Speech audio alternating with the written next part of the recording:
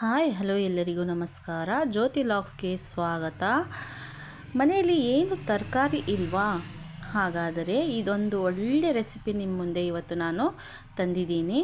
ಅದನ್ನು ಹೇಗೆ ಮಾಡೋದಂಥೇಳಿ ಇವತ್ತು ನಿಮಗೆ ನಾನು ತೋರಿಸ್ಕೊಡ್ತಾ ಇದ್ದೀನಿ. ಮನೆಯಲ್ಲಿ ಯಾವುದೇ ತರಕಾರಿ ಇಲ್ಲ, ಏನು ಮಾಡೋದಪ್ಪ ತಿಂಡಿ, ಏನು ಮಾಡೋದು ಅಂಥೇಳಿ ಯೋಚನೆ ಮಾಡ್ತಿರುವಾಗ ಇದೊಂದು ರೆಸಿಪಿ ನನಗೆ ಹೊಳೆಯಿತು. ಇದನ್ನು ಹೇಗೆ ಮಾಡೋದು ಅಂಥೇಳಿ ನಾನು ಇವತ್ತು ನಿಮಗೆ ತೋರಿಸ್ಕೊಡ್ತೀನಿ.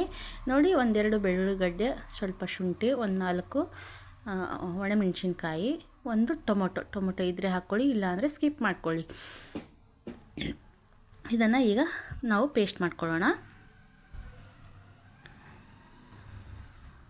ಈಗ ಒಲೆ ಮೇಲೆ ಒಂದು ಪಾತ್ರೆನ ಇಟ್ಬಿಟ್ಟು ಅದನ್ನು ಕಾಯಲಿಕ್ಕೆ ಬಿಟ್ಬಿಡೋಣ. ಅದಕ್ಕೆ ಒಂದು 6 ರಿಂದ 8 ಟೇಬಲ್ ಸ್ಪೂನಷ್ಟು ಎಣ್ಣೆನ ಹಾಕ್ಕೊಳ್ಳೋಣ. 1 ಟೇಬಲ್ ಸ್ಪೂನಷ್ಟು ಸಾಸಿವೆ ಹಾಕ್ಕೊಳ್ತಾ ಇದ್ದೀನಿ. 1 ಟೇಬಲ್ ಸ್ಪೂನಷ್ಟು ಜೀರಿಗೆ. ನೋಡಿ, ಸಾಸಿವೆ ಮತ್ತು ಜೀರಿಗೆ ಸಿಡಿಯೋದಕ್ಕೆ ಬಿಟ್ಬಿಡೋಣ.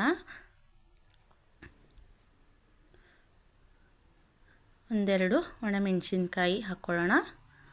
ಕಟ್ ಮಾಡಿ ಇದ್ದರೆ ಹಾಕ್ಕೊಳ್ಳಿ, ಇಲ್ಲಾಂದರೆ ಸ್ಕಿಪ್ ಮಾಡಿ.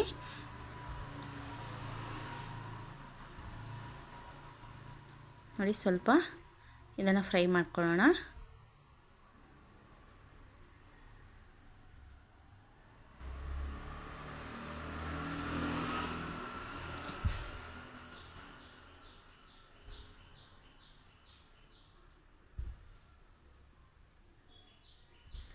ಒಂದೆರಡು ಟೇಬಲ್ ಸ್ಪೂನಷ್ಟು ಕಡಲೆಬೇಳೆನ ಸೇರಿಸ್ಕೊಳ್ತಾ ಇದ್ದೀನಿ. ಇದು ಆಪ್ಷನಲ್ಲು, ಇದ್ದರೆ ಹಾಕ್ಕೋಬೋದು, ಇಲ್ಲಾಂದರೆ ಸ್ಕಿಪ್ ಮಾಡ್ಬೋದು. ಸ್ವಲ್ಪ ಫ್ರೈ ಮಾಡ್ಕೊಳ್ಳೋಣ. 1-2 ರಿಂದ 3 ಈರುಳ್ಳಿನ ಸ್ಲೈಸ್ ಮಾಡಿ ಹಾಕ್ಕೊಳ್ತಾ ಇದ್ದೀನಿ.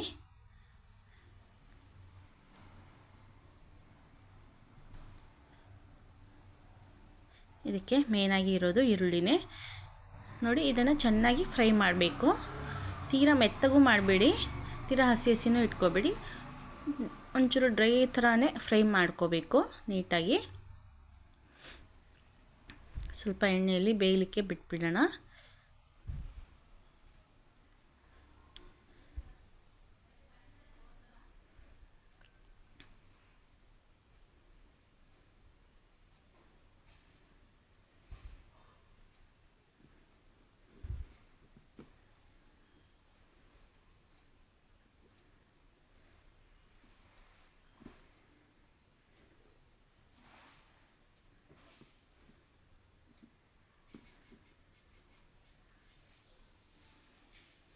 ನೋಡಿ, ನೀಟಾಗಿ ಬೇಯಬೇಕಿದು, ಫ್ರೈ ಆಗಬೇಕು.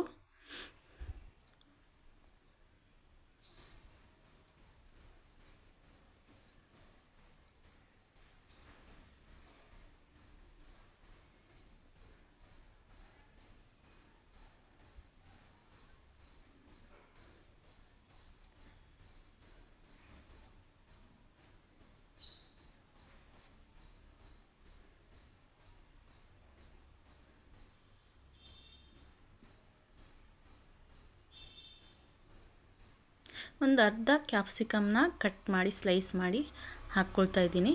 ಇದು ಮನೇಲಿ ಇದ್ದರೆ ಹಾಕ್ಕೊಳ್ಳಿ, ಇಲ್ಲಾಂದರೆ ಸ್ಕಿಪ್ ಮಾಡಿ. ಇಲ್ಲಾಂದರೆ ಒಂದು 4 ಹಸಿಮೆಣಸಿನ್ಕಾಯಿನ ಸ್ಲೈಸ್ ಮಾಡಿ ಹಾಕ್ಕೊಳ್ಳಿ.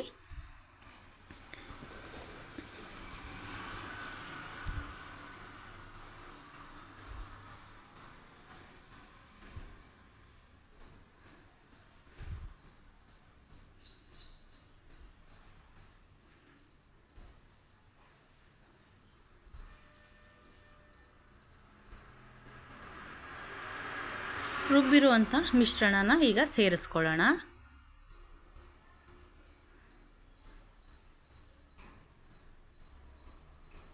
ಸ್ವಲ್ಪ ಮಿಕ್ಸಿ ಜಾರ್ಗೆ ನೀರು ಹಾಕಿ ಸೇರಿಸ್ಕೊಳ್ತಾ ಇದ್ದೀನಿ.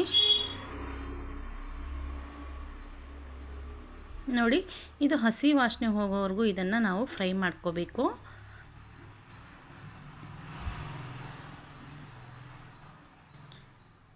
ಮಿಕ್ಸಿ ಜಾರಿಗೆ ಹಾಕಿದ ನೀರೆಲ್ಲ ಅದು ಸ್ವಲ್ಪ ಬತ್ತು ಹೋಗೋ ಹಾಗೆ ಸ್ವಲ್ಪ ಫ್ರೈ ಮಾಡ್ಕೋಬೇಕು. ರುಚಿಗೆ ತಕ್ಕಷ್ಟು ಉಪ್ಪನ್ನು ಸೇರಿಸ್ಕೊಳ್ಳೋಣ. 1 ಟೇಬಲ್ ಸ್ಪೂನಷ್ಟು ಗರಂ ಮಸಾಲಾನ ಸೇರಿಸ್ಕೋಬೇಕು.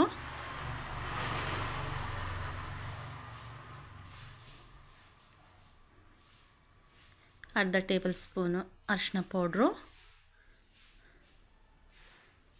1 ಟೇಬಲ್ ಸ್ಪೂನು ಅಚ್ಚ ಖಾರದ ಪುಡಿನ ಸೇರಿಸ್ಕೊಳ್ತಾ ಇದ್ದೀನಿ.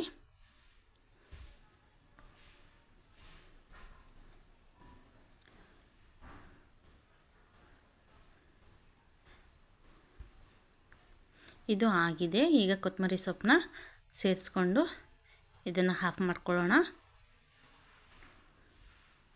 ಈಗ ರೆಡಿ ಮಾಡಿಟ್ಕೊಂಡಿರುವಂಥ ಅನ್ನನ ಇದಕ್ಕೆ ಸೇರಿಸ್ಕೊಂಡು ಎಲ್ಲನೂ ಮಿಕ್ಸ್ ಮಾಡಿಕೊಂಡು ಕಲಿಸ್ಕೋಬೇಕು.